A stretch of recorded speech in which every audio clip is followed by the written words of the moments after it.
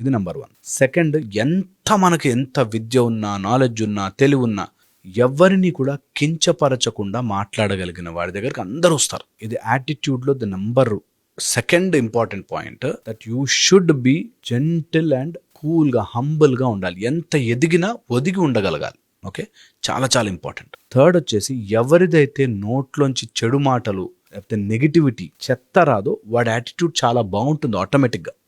ఎవరైతే ఎంతసేపు నెగిటివిటీ నోట్లోంచి చెత్త మాట్లాడుతుంటారో వాడు, నువ్వు ఎంత గొప్ప వ్యక్తి అయినా కానీ వాడి యాటిట్యూడ్ బాగాలేనట్టే లెక్క.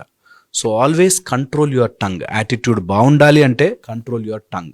Very very important. ఎవరైనా సరే, ఎలాంటి పర్సన్, చిన్నపిల్లవాడి దగ్గర మాట్లాడుతున్నా, పెద్దవాళ్ళ దగ్గర, ముసలి వాళ్ళ దగ్గర మాట్లాడుతున్నా, ఎవరి దగ్గర ఉన్నా కంట్రోల్ యువర్ టంగ్. అన్నెసెసరీ మాటలు మాట్లాడని వాడు యాటిట్యూడ్ కరెక్ట్గా ఉంటుంది.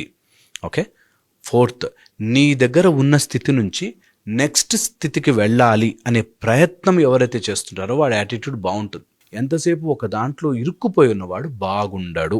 యాటిట్యూడ్ బాగుండాలి అంటే నువ్వు ఒకే సర్కిల్లో, ఒకే చక్రంలో తిరగకూడదు. ఎదగాలి, డెవలప్ డెవలప్ డెవలప్ డెవలప్, పాజిటివ్గా డెవలప్ అవ్వాలి ఉండాలి. ఎంతసేపు నెగిటివిటీలోకో, లోపలికి అలా ఒక ఆలోచనలోకి వెళ్ళిపోయి ఉన్నవాడు యాటిట్యూడ్ బాగుండదు. ఓకే, చాలా ఇంపార్టెంట్.